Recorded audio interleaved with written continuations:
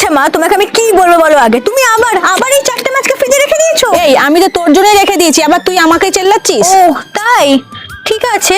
আচ্ছা তুমি বলো ধনে পাতা আছে কিনা। হ্যাঁ রে বাবা, ধনে পাতাও আছে, কিন্তু তুই কি মাছ দিয়ে আবার ধনে পাতা দিয়ে কি করে বানাবি? মা, এই কাতলা মাছ দিয়ে আর ধনে পাতা দিয়ে এমন একটা রেসিপি বানাবো না, তুমি যদি একবার জাস্ট একবার যদি খাও না, কোনোদিন ভুলবে না। এক্ষুনি আসতে দাঁড়াও। ধনে পাতা দিয়ে আর মাছ দিয়ে যে এত ভালো রেসিপি বানানো যায় সেটা তো আমি জানতামই না। প্রথমে 4টে মাছের পেটিকে খুব ভালো করে নুন হলুদ মাখিয়ে রেখে দিয়েছি। এরপরে ফেটি রাখা টক দইয়ের মধ্যে হলুদ গুঁড়ো, লঙ্কা গুঁড়ো, একটুখানি জিরে ধনে গুঁড়ো দিয়ে খুব ভালো করে মিশিয়ে নেব। এদিকে মিক্সার জারের মধ্যে একটু ধনে পাতা আর 2টো কাঁচা লঙ্কা দিয়ে খুব ভালো একটা পেস্ট বানিয়ে নিয়েছি। আচ্ছা তার আগে বলে দিই, মণিমা, তিয়াশা আর প্রিয়াকে অনেক অনেক ধন্যবাদ আমার ভিডিওতে এত সুন্দর সুন্দর কমেন্ট করার জন্য। ওদিকে মাছগুলোকেও কিন্তু বেশ ভালো করে ভেজে নিয়ে তুলে নিয়েছি এবং ওই একই তেলের মধ্যে একটুখানি পেঁয়াজটাকে হালকা করে ভেজে নিলাম এবং তার মধ্যে দিয়ে দিয়েছি একটু আদা রসুন পেঁয়াজের পেস্ট আর টক দইয়ের মধ্যে যে মশলাটাকে গুলে রাখলাম সেটাকেও এর মধ্যে দিয়ে খুব ভালো করে কষিয়ে নেব। মশলা থেকে যখনই একটু একটু তেল ছাড়া শুরু করে দেবে তখনই ধনেপাতা পেস্টটাকে এর মধ্যে দিয়ে আবারও ভালো করে কষিয়ে নেব। বেশ কষানোর পরে দিয়ে দেবো জল। জলটা ফুটে উঠলে ওর মধ্যে ভেজে রাখা মাছগুলোকে দিয়ে নেবো আর ঝোলটা শুকিয়ে যাওয়া পর্যন্ত ওয়েট করব। ঝোলটা শুকিয়ে গেলে কিন্তু আমাদের এই দারুণ টেস্টি ধনিয়া কাতলা